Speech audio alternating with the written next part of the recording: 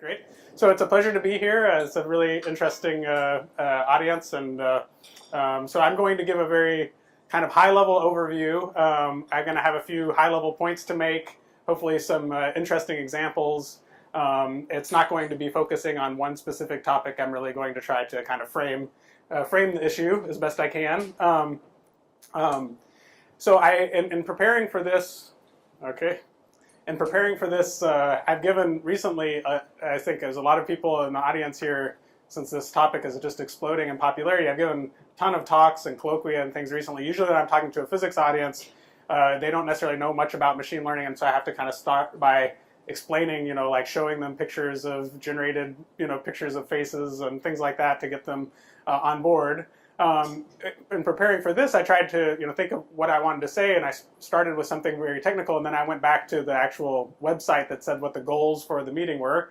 So I'll remind everyone the goals of the meeting are partially to help assess the promise and challenges of an emerging field. And the targeted audience are obviously the experts on the physics side and machine learning side, and then also the staff from the physical review. So I'm going to actually try to connect back to issues about publishing in a few places, and really try to kind of address this this main issue, which is the goal. So in terms of expertise, my kind of core domain is experimental high energy particle physics. So I work on the ATLAS detector. Maybe you've seen this picture. This is the ATLAS detector when it was still being constructed. Now it's full of electronics and taking data. But I also care quite a bit about publishing, data, code, and cyber infrastructure. So I'm the INSPIRE database. I don't know if you know, SPIRES actually predates the archive. It's the high energy physics literature database. So I'm on the advisory board for INSPIRE. I'm on the advisory board for something called HEP-Data, which is an open data platform for, not so much for open data, but for the experiments to publish the data associated with articles and things. Together with CERN, we have some projects trying to make what we call a reproducible analysis platform, which scales to the kind of complicated data analysis that you see in big experiments like at the LHC. And also I had some role in trying to help kick off this connection between GitHub and Zenodo so that people can push their code and get digital object identifiers, which currently has 22,000 digital object identifiers associated code. So, so I do care about the publishing side as well, basically. So in terms of these two topics, I'll come back to challenges at a few different places, but I'll sort of start off with kind of high level, the promise of an emerging field. So one of the things that I think is really kind of interesting, especially for me as a particle physicist, so this was the picture of the CERN auditorium when we were announcing the discovery of the Higgs boson, and these are two of the plots that you see of the data coming in, of the Higgs decaying into 2 photons and 4 leptons that were the kind of key plots that led to the discovery. That was on in July 2012. The same month was when there was this very kind of seminal paper by Hinton and Company that really showed a really big progress in terms of deep neural networks, and introduced, was using a bag of tricks with dropout, and GPUs were starting to become more and more important. And the other thing that was really happening is because of the ImageNet challenge, there was a lot of data, a lot of labeled data. And so the kind of convergence of those things were, was part of why deep learning in the convolutional sense started to take off. And now, of course, it's all around our lives. But I just think it's kind of interesting they happened really within a few weeks of each other. In terms of high energy physics, I mean, I will have a high energy physics slant here, but a lot of my messages are more general. This is a series of workshops that happened. This is 2015 at the bottom, 2018 at the top. The bottom was data science at LHC, which is not just about machine learning, but all sorts of data science methods.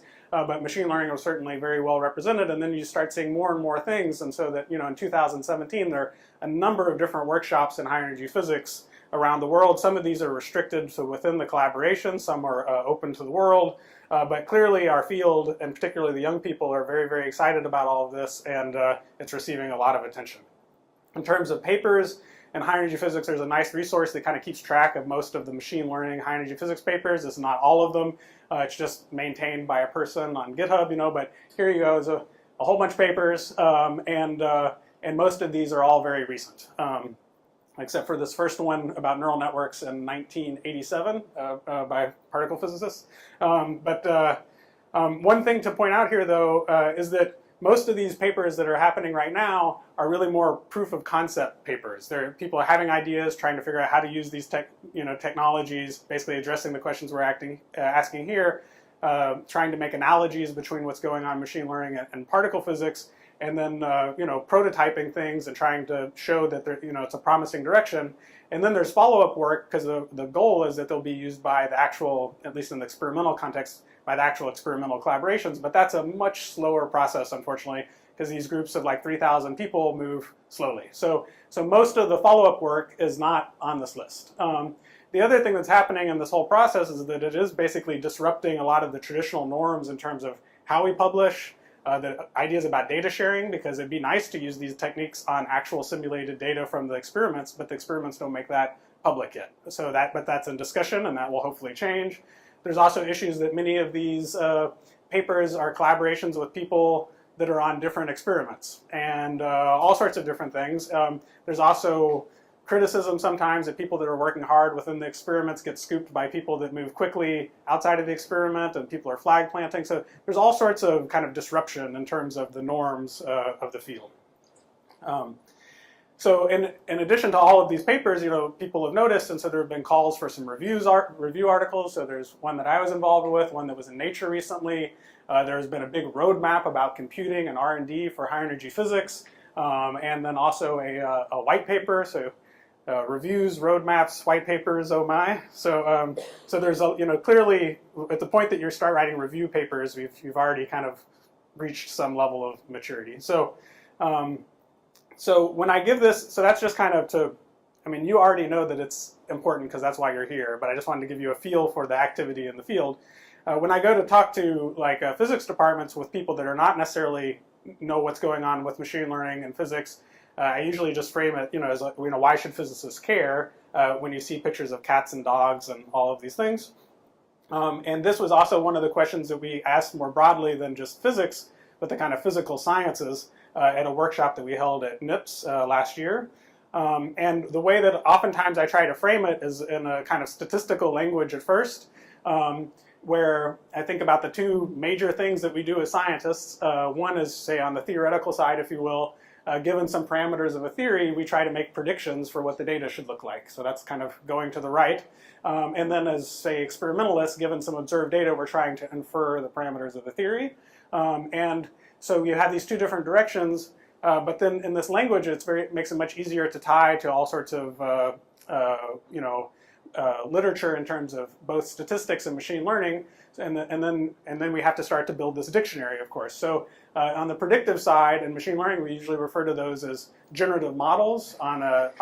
Within physics, oftentimes those things are referred to as simulations. Particle physics, people usually just refer to as Monte Carlo. It's not a very descriptive technique. In terms of the inference side, sometimes you refer to them as inverse problems or measurements or parameter estimation. The other point that I have here is this piece right here, nuisance parameters. These are things that you don't necessarily care about inferring. That's not what the physicist cares about. But if you're an experimentalist, these are things like calibration constants of your detector, alignments, and things like that, all the systematic uncertainties that you parameterize in some way. So as experimentalists, the models need to take that kind of thing into account because they influence what the data will look like. So with this kind of very broad framing, here's cosmology, particle physics, and on the verge between astrophysics and cosmology. But in each of these cases, there is a physical generative model for what's going on. That's what the theory does, is it predicts what this data should look like. We collect a lot of data, and then usually, because as physicists we have a good idea of what's important, we take that data and this map is very complicated. It gets compressed to this power spectrum, say. So this is the cosmic microwave background, gets turned into a power spectrum. These complicated interactions at the LHC get turned into basically just one number per collision, which would, for instance, be the estimate of the Higgs boson mass. And then to the right, another kind of power spectrum. So, of course, this idea of taking the complicated data and boiling it down to one axis, right? That's like smells of this feature engineering, which is one of the areas where A, physicists are very good, but B, potentially a bottleneck in our scientific endeavor, and something where machine learning can hopefully come in and start to improve upon what we do. Okay, so at this workshop about the deep learning for the physical sciences, we had a panel discussion, and part of that panel discussion was, in some sense, we were talking big picture, and there was also a little bit of pushback from one of the panel members saying, like, there's also a lot of low-hanging fruit, the things that we can do kind of easily.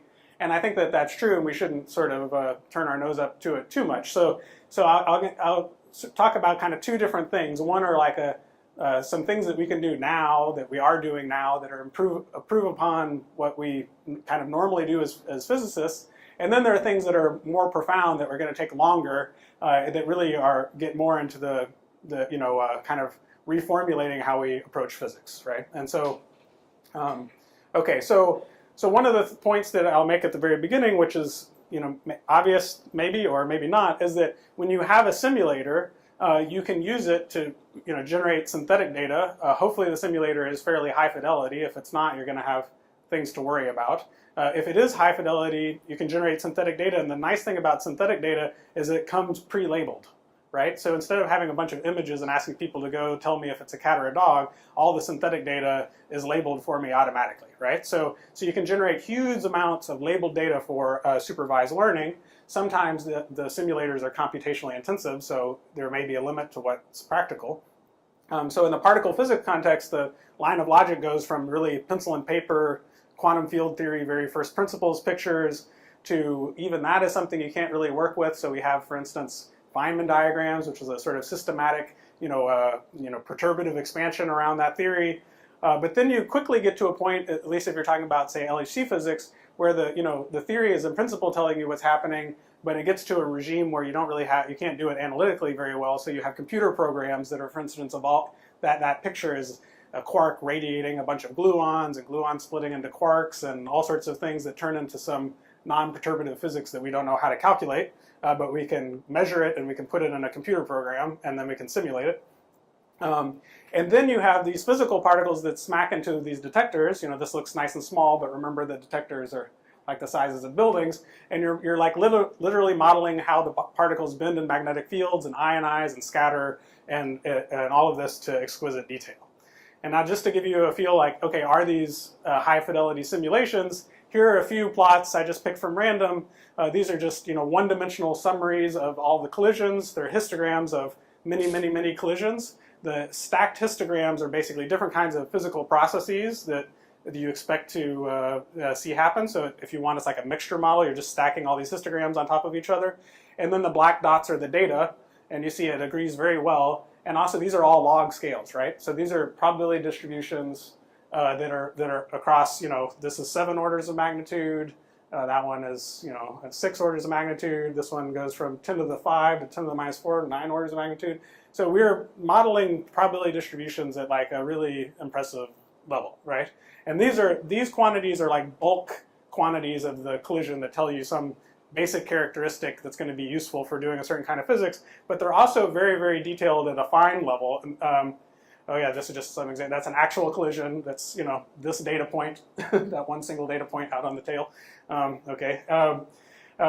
But remember, these detectors are huge, but we have these very detailed simulations from schematics, engineering schematics, about how the whole thing's laid out. So just to give you, even though it's 44 meters across, we're modeling details that are at the millimeter scales.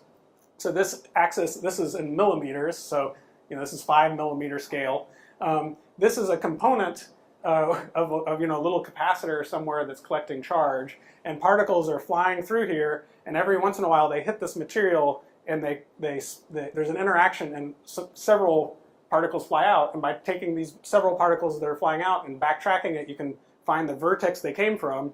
And so these dots are points. Those are those vertices. And you're basically doing tomography on the detector and revealing from the data things that are millimeters across that match what we have in the simulator. So, okay, so, all right. So part of the reason for showing all of that, maybe I'll just put it back up again, is that we're going to be thinking broadly about like how do we incorporate domain knowledge into machine learning, right? Like here's domain. You don't want to have to like learn this with your deep neural network, right? I mean, about all of these kinds of things in the first place. So it would be not, we're going to want to try to incorporate all sorts of knowledge that we have into these machine learning techniques. And one of the kind of main points is that when you have really nice simulators, you should use them. And the question is, how can you sort of transfer the knowledge that's defined implicitly in the simulator onto some sort of neural network, architecture or something like that. Okay, so in terms of immediate impact that's going on in the physics world, here are some random examples. So this is if it turns out that this is related to things like if the proton is stable or not, you can have a type of interaction that's called neutrinoless double beta decay. This would be like really big. This would be Nobel Prize physics if you saw it. And so there are experiments that are, for instance, looking for this. And essentially what they're looking for is that inside of some in this case, it's high pressure xenon, that one of these decays happens. And you would normally have 2 electrons flying out. And so the signal that you're looking for is an image that looks like this, because it's basically a 3-dimensional volume, and you can read out that whole 3-dimensional volume later on. And then the background looks like something like that on the right. So the little curly Q trajectory is basically irrelevant. It's just something moving around through the volume. The important part is at the end, you can maybe see there's a little blob and a little blob there.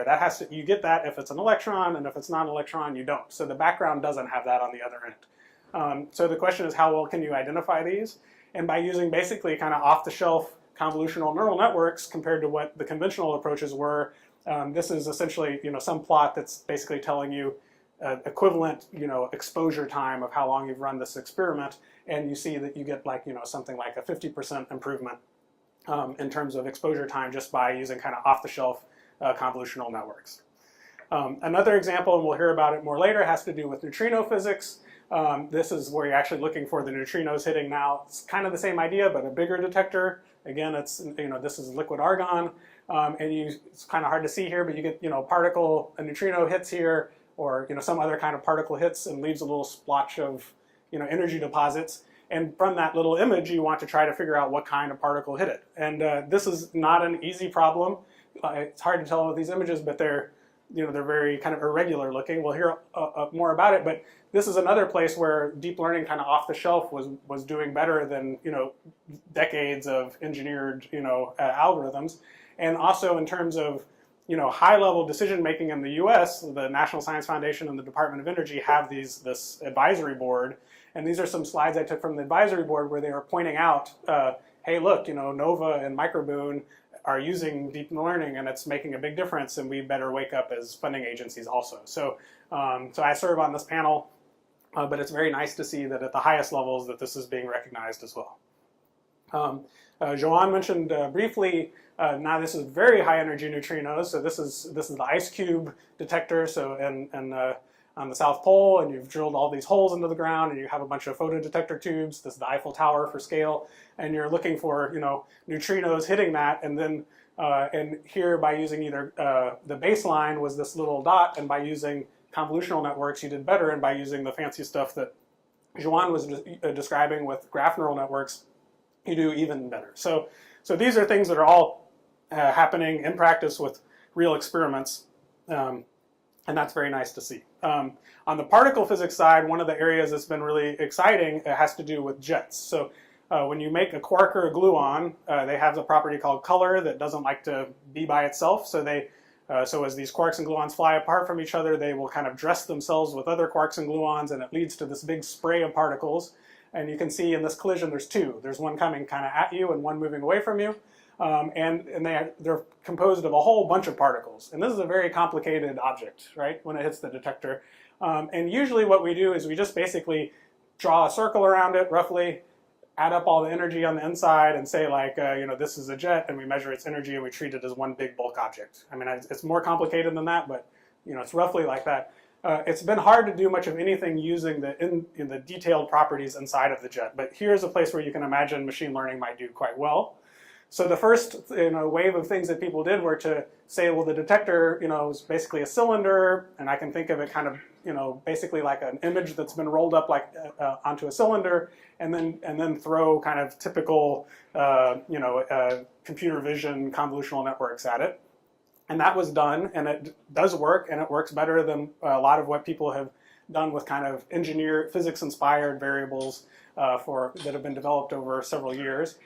This is some slide that I stole. It's not the prettiest slide in the world, but this is something like an ROC curve or something that's basically telling you, so you want to be down here is good, this direction. And the point here is that so there are different curves, but the CMS detector just spent a lot of money. I don't know, but multiple millions of dollars installing a new inner pixel layer of their detector. And that improves the situation because you have better measurements very close to the detector, so you can see if the particles are displaced a little bit, which is useful for identifying what it came from. But here it turns out that using the old tracker but the deep learning algorithms, you got basically the same kind of gain, right? So okay, so these are just a random collection, and then most recently here, this is from July of this summer. The ATLAS and CMS experiments both saw evidence of Higgs decaying into B quarks, and even though that's like the most common way for the Higgs to decay, it has a huge background, and it's very, very challenging to find. And so this was like the last thing that we saw, even though it happens the most often, it's swamped in background. And to get there, we had to use, this is a place where actually machine learning is being used for, for studying the Higgs. So, so these are all real world experiments. So in terms of, yes. So actually, so there's different things going on. So, and it's at a few different scales. So there's machine learning at the sense of, if I go back to this picture of a jet, if you made a Higgs boson and it decayed into two B quarks, the two B quarks would give rise to two jets that look like this. If you could zoom in, you would see that some of these lines, the tracks, are not coming from the initial collision point, but slightly farther away. And so by looking at all these tracks and taking all the information into account, you can try to identify or tag if this jet originated from a B quark or not. So that's one place where machine learning is being used. And the other place it's being used is at the large scale of the event. So it's not going to just look like two B jets. It's going to look like two B jets and a bunch of other stuff going on. And you want to try to, from the sort of angles and kinematics of those jets, try to tell the difference between if it's a Higgs or some other kind of process that can also give you B jets. So one of the techniques, so the different experiments are at different places. ATLAS has been kind of slow on the deep learning side, so this is still using a boosted decision tree. But there's all of this stuff is kind of ramping up. But in terms of the B tagging, both ATLAS and CMS are now using deep learning based approaches. Yes.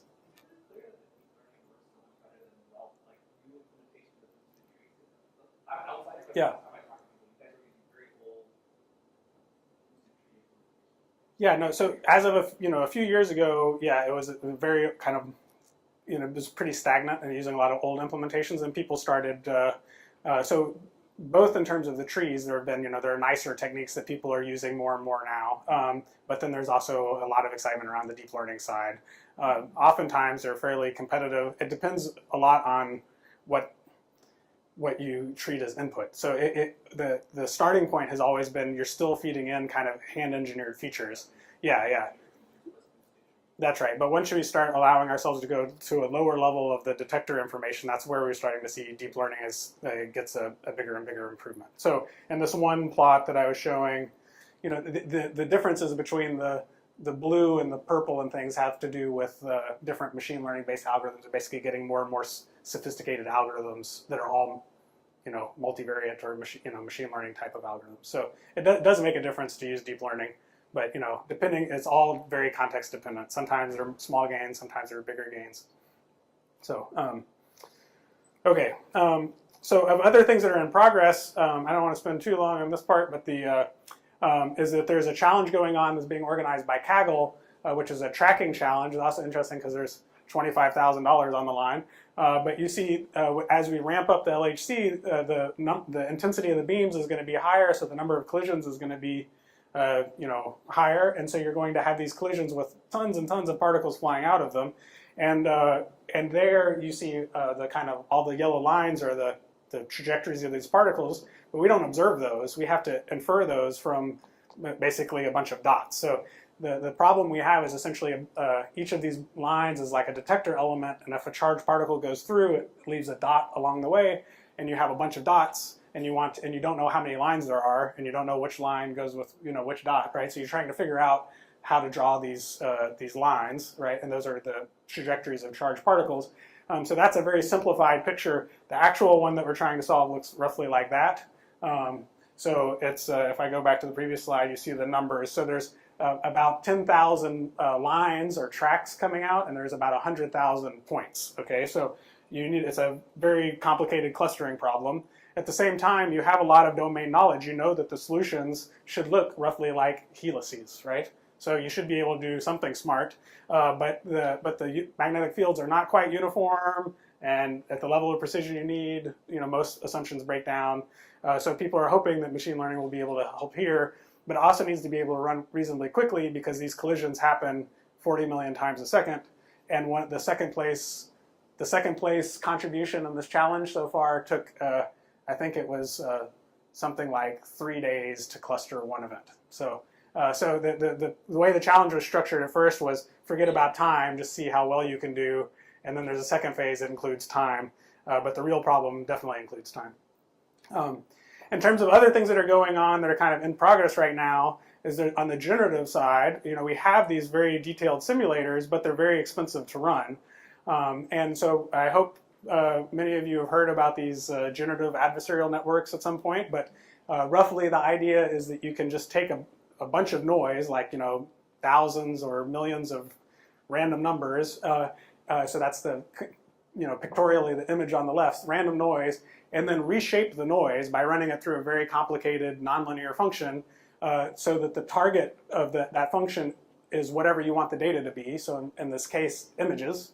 So you take random, each image is some point and some space, right? So you start off with random numbers, you project into that space, and it's going to correspond to an image, and you try to train this function to make it to reshape the noise so that it looks like the images you want. So in that case, there are birds and volcanoes and things like that. And so it's sort of like the two-person game of someone trying to counterfeit money, and then a detective trying to tell the difference between the real money and the counterfeit money. They play against each other, and at some point, it's like a mini-max game, and there's like a Nash equilibrium, and that Nash equilibrium characterizes the true data distribution you want. So normally that's done with pictures, like real-world pictures of, like, say, volcanoes. In our case, we could either try to learn the real data, but what would be the point of that? I guess I could generate more fake LHC data, but that's not so much the interesting thing. The other thing I could do is try to learn the simulator. The simulator is already a generative model, it's just very slow. So if I could learn at high fidelity the same distribution, and it can be really, really fast, that would be worthwhile. So there's work in that direction. We're going to talk about it later. These are just some pictures of real and sort of the real simulated, like the heavy duty simulation and the neural network simulation for particles hitting the detectors. And this is another example where the first work came out in like 2016, 2017, and you're just now getting the first publications from the experiments where they're saying now we're doing it with the real simulation of the thing. So that's just now happening. Okay. Okay. Yes.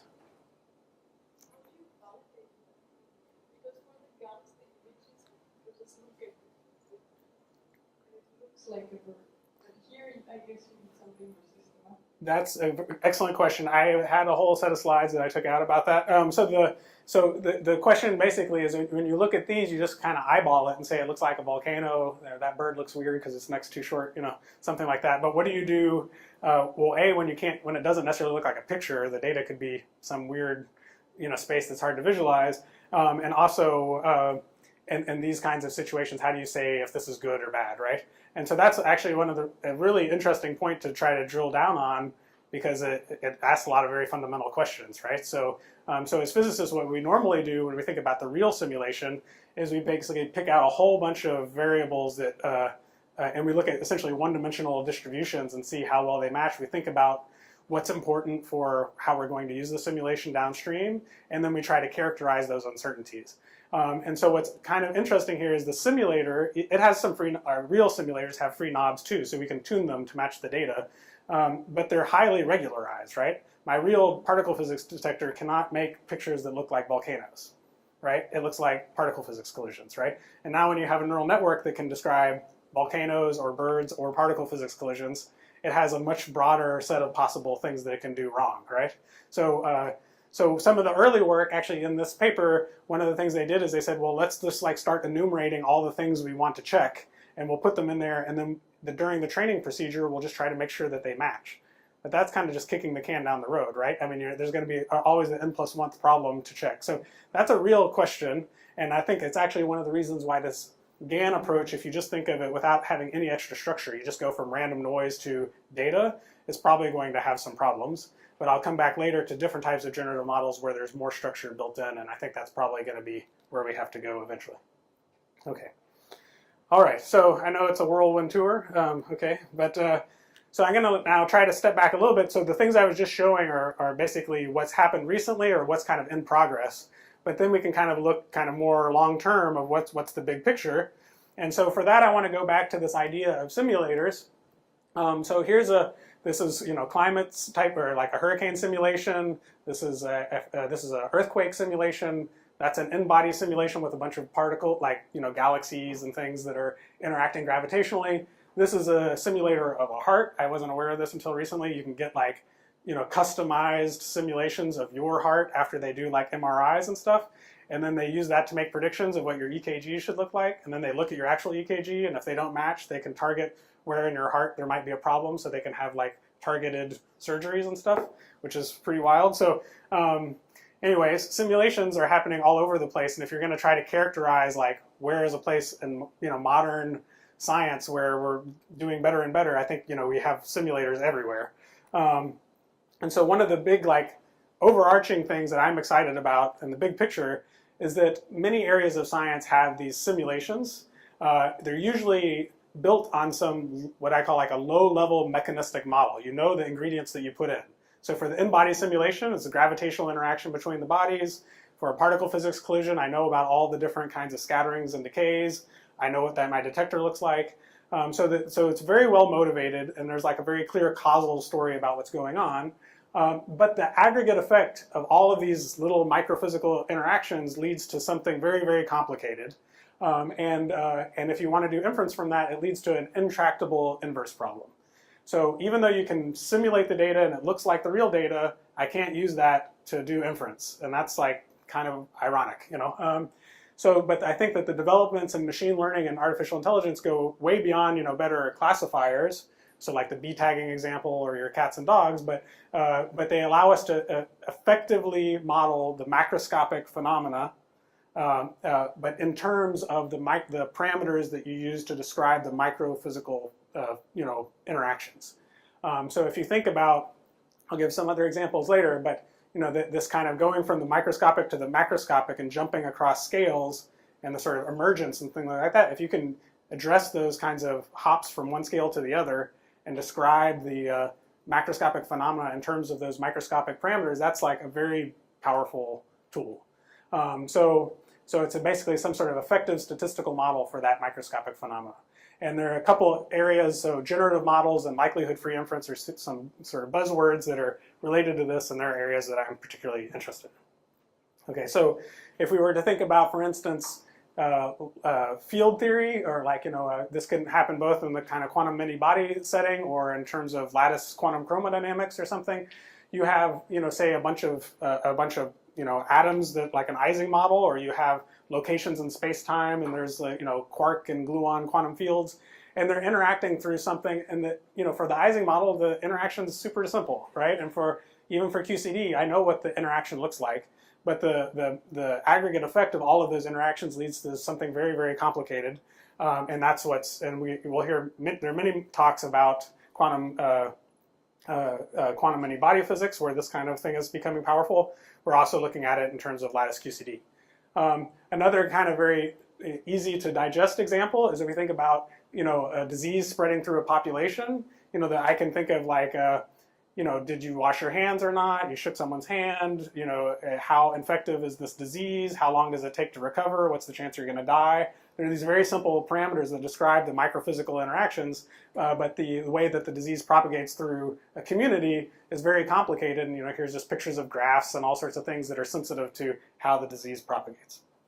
In the particle physics sense, the interaction of the particles with the detector is kind of like the real super beast for us. Conceptually, what that simulator is describing is the probability of the detector response given the incoming particles. And the way that we describe that distribution is by Monte Carlo sampling all of those interactions. But when we sample just one collision, there's sort of 100 million random variables involved in simulating one collision. And so the distribution we're talking about would be like integrating over this 100 million dimensional latent space. And that's not something you're ever going to be able to do other than through sampling. And so this motivates this idea of likelihood-free inference, which basically only requires the ability to generate samples from the simulator in the forward mode. Okay, and now this is another slide that I show a lot of times when I'm giving talks to other physicists, is that, and I think it's kind of an important point to keep in mind, so one of the techniques for solving this class of problems is called approximate Bayesian computation, ABC. And so there have been several workshops on it, and there are these nice lines from those workshops that say it's a class of computational statistical methods for Bayesian inference under intractable likelihoods. So it's like the language that I'm using. It says they've been developed mainly beyond the radar of the machine learning community, but are important tools for a large and diverse segment of the scientific community, including systems and population biology, computational neuroscience, healthcare sciences, and many others. So they left out particle physics, but okay, but one of the things that's interesting is that this was developed by the needs of the scientific community, and because scientists have some they're not dumb either, right? But the machine, this was kind of outside of the radar of the machine learning community. But now that we're bringing the two together, we're seeing it really take off, and machine learning techniques are being brought to bear. So as of last year, there was another workshop that was kind of along the same lines. Again, they're starting to use a different phrase here, and starting to use the word implicit model, which basically kind of a generalization of simulators and things like GANs and a big class of models that are intractable to calculate the density. And then the kinds of bullet words you see here, like GANs, variational inference, approximate Bayesian computation, some other things. Finally, you start seeing mentions of particle physics. And so here, just like a collection of different techniques, and I'm just like, I don't have time to go into all the details of them, but if you kind of broadly kind of separate them, there's a class of techniques that actually use the real simulator, but there are a lot of tricks to try to use the simulation much more efficiently. These for things like probabilistic programming and things like that. And then the other approach, which I'll say a little bit about, is where you have a simulator, but then you basically try to learn in the simulator, usually with something like a deep neural network. And then you have basically a surrogate that's an approximation of the simulator, but which you can use for doing inference. So I'll say a little bit about that. So I'm going to just go into a little bit of detail about this one, and then move on. So I have something kind of a little bit meaty to talk about. So the broad outline is I've got a simulator. I can use it to generate outputs of like synthetic data. I'm going to use that as input to some neural network training procedure. And the thing that it's going to produce is going to be an estimate of a likelihood ratio, which I can use for doing statistical inference. So this is kind of the likelihood-free setting. The other point at the top is there's a blue parameter, so I know what parameters I use to run my simulator. So I can also use that as part of my training data when I train this big machine learning thing. Okay, so the simplest picture is if I had just two theories that I wanted to compare, like a null and an alternate hypothesis, say, and I have blue dots and red dots. And I forward simulate them. I get blue dots and red dots. I don't know where they came from. And so if I do normal binary classification, oftentimes the loss function I want is this kind of squared loss. Just for example, the thing at the top, I wrote it there as like an integral form. If you had explicit samples, you would write it. The y would be like a 0 or 1 label. I'm a red dot or a blue dot. X is my data point, and S is like the output of my neural network. So I'm trying to find a neural network S that minimizes this loss function. And you can show that the function that minimizes it is this equation right here. And this is one-to-one with the likelihood ratio, which is the kind of key object I want to use if I'm trying to do statistical inference. So this is sometimes referred to as the likelihood ratio trick. It's just a way of converting a binary classifier into an estimate of a likelihood ratio. Interesting point here is that this doesn't need to be in the Bayesian paradigm. It's just it works for Bayesians or frequentists. Then you can just kind of elevate the same idea. Instead of having two hypotheses in a binary classifier, you have a theoretical parameter space with some parameters theta. And I just go from having S of x as a function that only takes the data x to a function s of x theta naught theta 1 that takes the data and then the two parameter values for the null and the alternate hypothesis. So then this thing right here that I end up learning is a neural network that I call a parametrized classifier. You tell it the two theories that you want to try to discriminate between, and then you give it the data, and it gives you something that's one-to-one with the likelihood ratio. So then we end up having these neural networks, which are kind of funny beasts because they take in the data, but you can't evaluate them because you don't know the value of theta, right? So here's the data. Theta is the theory that I want to test. So you can't evaluate this neural network until you're at the time of doing statistical inference. So once you are doing statistical inference, you know the value of theta you're testing, and so you can put that theta in, and then you can evaluate this whole thing, and you can do statistical inference. So that idea has been around for a little bit. We had some paper about that, but in the last couple of years, we tried to go beyond that, take into account what we know as physicists, and what we realize is that the simulators, even though they're very complicated and they lead to these intractable likelihoods, there is additional information you can extract from them if you go in and kind of probe around. And so that's what's in red. We call it the augmented data.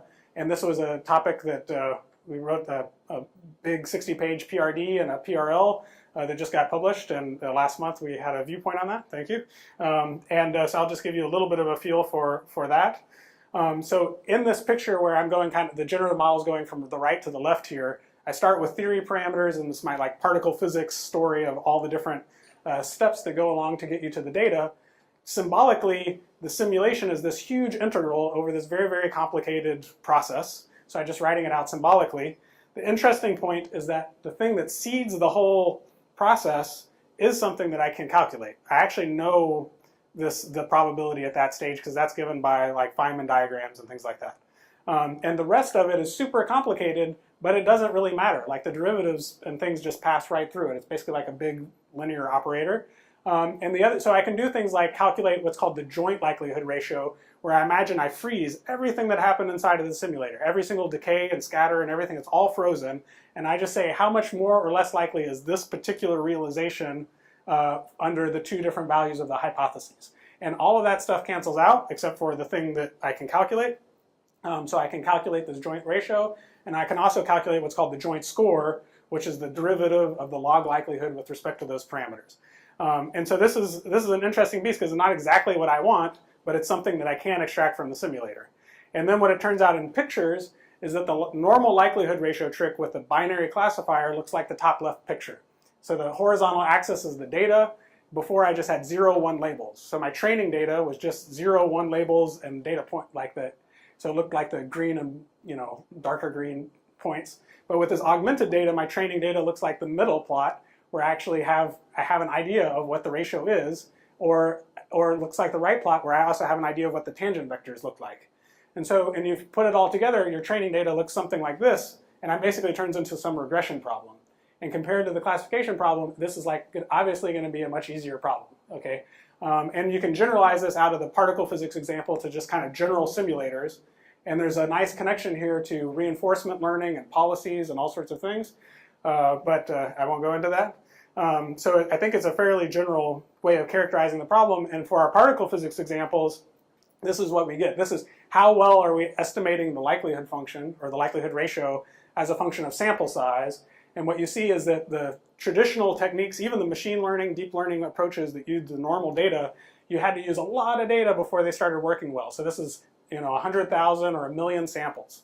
Okay, but with these new techniques, with this augmented data, with 5,000 samples, I'm doing better, right? So this is just drastically more efficient way of training these things. Okay, and so that means that you're also going to be able to scale them to more complicated problems. So this is just kind of a scatter plot of, say, a true likelihood where we have the ground truth and an estimated one. The observable data is represented by a 42-dimensional vector, so it's fairly high dimensional, not crazy high dimensional. And then these plots on the right would be the plots in the physics papers, where the tighter that contour is, the better. And the yellow dotted line is what ATLAS and CMS are currently trying to do, and the red and blue lines are what you would get with this technique. And if I take a one-dimensional slice through that, it's the same idea, and it basically translates to almost twice as much LHC data. So it's worthwhile putting the effort into this. Okay. All right, now how am I on time? 10 minutes? Okay. All right, so that was like one specific example where I really wanted to drill down, but there are a whole bunch of examples, and it would be hours of talking. So now I'm going to switch a little bit to, and what I said thus far, I didn't say anything about the structure of the neural networks themselves, right? I just was like black box neural network, right? But let's say a little bit more about that, and I'm going to give this under the kind of title of physics-aware machine learning. So here are some slides from some people. So Max Welling, former physicist, well-regarded machine learning researcher, he had this nice slide. He was talking about these two kind of broad classes of machine learning models called discriminative and generative models, and so he's giving examples, but things like deep learning and random forests and things he has on the discriminative side over here. And the point here is that if you have a lot of labeled training data and you're doing supervised learning, they work quite well. But on the other side, on the generative approach, let me just point out not the techniques, but the advantages. It has things like inject expert knowledge, model causal relations, interpretable, data efficient, more robust to domain shift. That's like systematic uncertainties. And all of these as a scientist, these are all the properties I want as a scientist. And deep learning is like over here, right? So like to me, this is like a very important slide. So what we want, but they're not exclusive. Of course, since Max made this example, he put variational autoencoders in the middle. But like there are other techniques that can fit in there, and I think generally this intersection is a very exciting area. I'll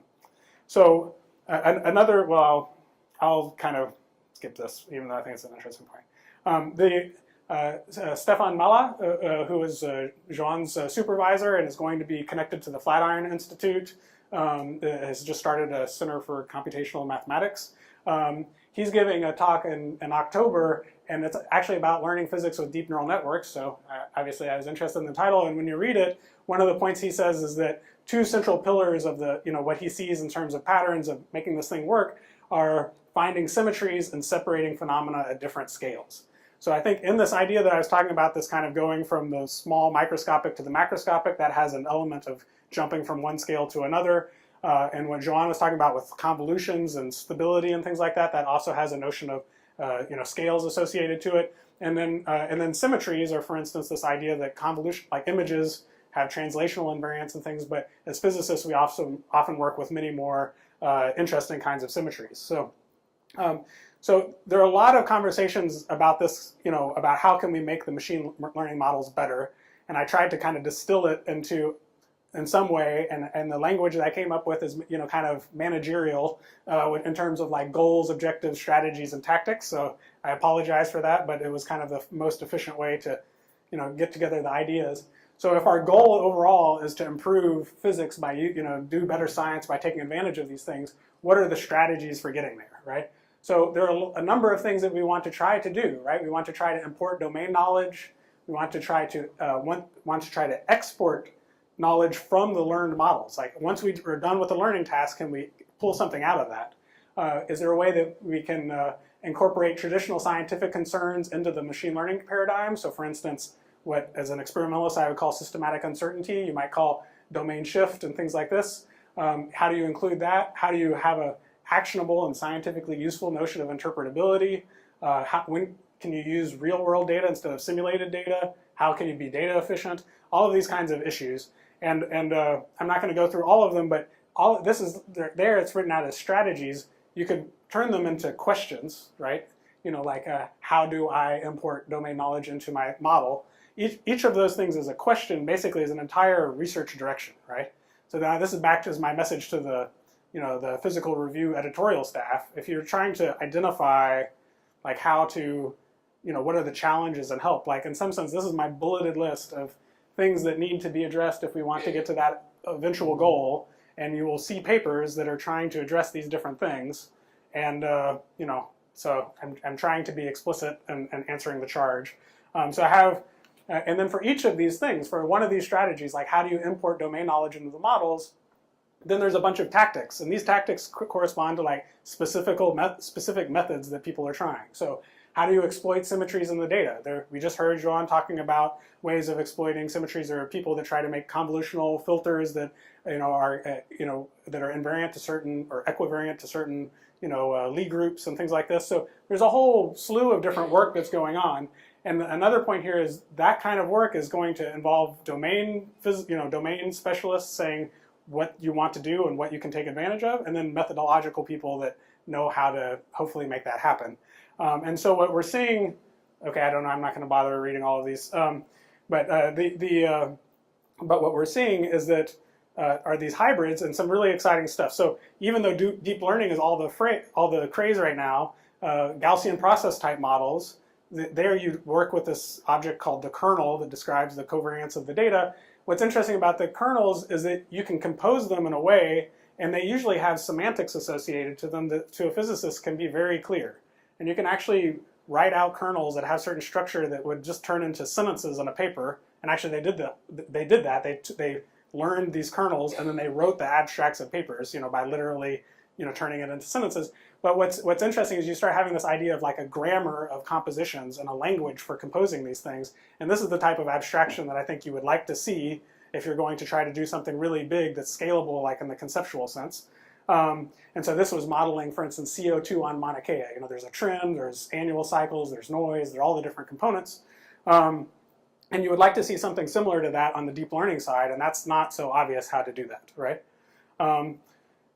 So they're also associated, this is like a little side point about publishing, is that if we're going to do this, it's going to involve these interdisciplinary teams, and there's a bunch of publishing challenges. So one of them, and having experienced these myself, so one of them is that things that are not just applying methods that developed in machine learning to physics problems, but are developing new methods, where do you publish those things, and what's the target audience, right? So I've tried to write the papers that were both, and no one reads them because the audience is the intersection of everybody, and it just doesn't happen. So the other part is that even if you write a great paper, the communities have very different styles in terms of notation and what the layout and what kinds of things are critical to being accepted or not. And then also, even if you did a great job of describing the motivation for, say, physics problem, sometimes these methods apply to some other domain, and so you'd really like to abstract the method if possible. So the other approach is that you have multiple contributions, one written to the machine learning audience, one to the physics audience, and et cetera. So we've done that recently with a few things, but we also got totally dinged by reviewers for a conference because you're like, oh, but you've got this other paper and PRL and PRD, so like, why are you submitting this here? But the point is we're trying to abstract it to some other community. So I think that this is this kind of gets back to the disruption issue. So personally, if I could, what I would try to do is really change a little bit the publishing model, both on the computer science and the domain side, and to try to have more like atomic publishable units. I don't know that this is kind of a wild dream, but one of the things that's funny is like once a technique is established, like a machine learning technique, like variational autoencoders or GANs becomes popular, everyone just describes the idea. Prior to that, you can't write a paper in computer science with the idea. You're never going to get published. You have to have all these experiments that show that it works well, right? But then, and also people don't really believe them until other people are able to reproduce them, right? So you're not going to put all of that into your physics paper. So it's kind of strange to me a little bit. So I think and in physics, it's the other way around. The idea is kind of the important part, not the demonstration of it and the code implementation of it. So I think it would be nice if there was a way that we could say, like, here is the problem formulation and the key idea is like one atomic unit, and then you have instances of different problem instances and the motivation for different contexts, and then the experiments basically being all individually individual little pieces, because you have your toy experiments that are useful for pedagogical reasons and because you know what the ground truth is. And then you have real world experiments, but they require some domain expertise. So right now we just lump it all together, and it's basically very inefficient for making progress. This is my basic take on that. Okay, so I don't have much time. I'm going to just, a couple minutes, I'll just highlight a few kind of cute examples, but 2 minutes? Fine. Okay. Some cute examples of some nice places that were physics and machine learning hybrids where there was a symbiotic relationship. So one of them had to do with this issue of if I want to train a classifier, so imagine this output is like, 0 is I'm background, 1 is I'm signal, and I'm trying to classify the two. And the different colors have to do with different environments that I'm using this classifier. So it's like the domain shift situation or a systematic uncertainty. In this situation, the classifier's output depends a lot on which situation I'm in. So I have a large systematic uncertainty that I'm incurring. So what we did is we used this adversarial training procedure where we took the output of the neural network and we tried to predict which situation you were in. And that was like a two-player game. That was like a penalty. And so then they play against each other, and the Nash equilibrium looks like this. It's something, it's a classifier that's still pretty good at doing its job, but now the distribution of the output of the classifier is totally insensitive as to which class you're in. So that was nice. Sorry, a little animation. It's been used now. That paper was written for NIPS, for a computer science audience. There was a follow-up that was written almost the same time in a particle physics context where this is with adversarial training, this is without, and we wanted the output of the classifier, the vertical axis, to be independent of the jet invariant mass. This is also very similar to a problem that comes up with fairness, where you want to be independent of like gender or something like that. And so there we go. This paper was motivated by physics, being cited by, this is Facebook for some, image fader networks. And then this is the fairness GAN, which is trying to do something that's fair in the sense of like the ethical sense. We had a problem where in a GAN, I'm trying to make a generative model that looks like the data. Usually that's a neural network, so I can back propagate to train it. If I have an actual simulator, I can't differentiate through a normal simulator because it's non-differentiable usually. So we had an approach where we just tried to use the same GAN setup, but with a non-differentiable simulator, and we pulled some tricks to try to make that, sort of differentiable in some sense.